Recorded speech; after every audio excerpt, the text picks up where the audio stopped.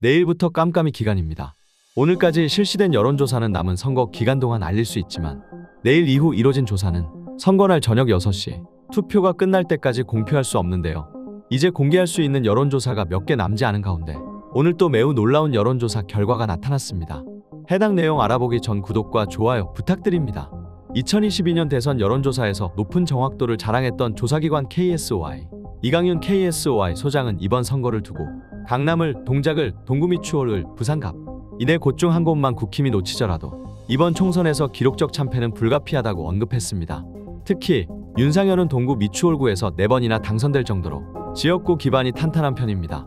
심지어 저번 총선 당시에는 삼자구도에서 국힘 후보가 15%를 먹고도 무소속 윤상현이 승리하는 모습을 보였죠. 그만큼 보통 쉬운 곳이 아니라는 것입니다.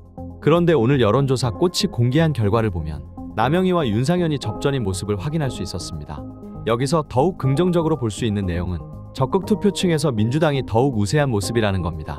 다만 40대 50대를 제외한 모든 연령에서 윤상현을 조금 더 지지하는 모습을 보였습니다. 그만큼 40대 50대의 투표율이 중요해지는 순간인데요. 그러면서 해운대 갑에서 홍순원이 50.9%, 주진우가 41.8%로 오차범위 밖에서 홍순원이 앞서는 모습을 보이고 있습니다. 적극 투표층에서 홍순원이 우세한 모습을 보이는 것도 굉장히 긍정적으로 볼 수 있는 지역입니다. 여기서 더욱 재미있는 점은 해운대 갑 여론조사의 경우 유선 7%가 포함되어 있다는 것이죠. 그런데 이러한 수치가 나왔다는 것은 매우 긍정적으로 볼 수밖에 없습니다. 다만 부산의 보수 역결집 현상은 상상을 초월합니다. 현재 이렇게 유리한 추세라고 해도 결코 방심할 수 없는 상황인 것이죠.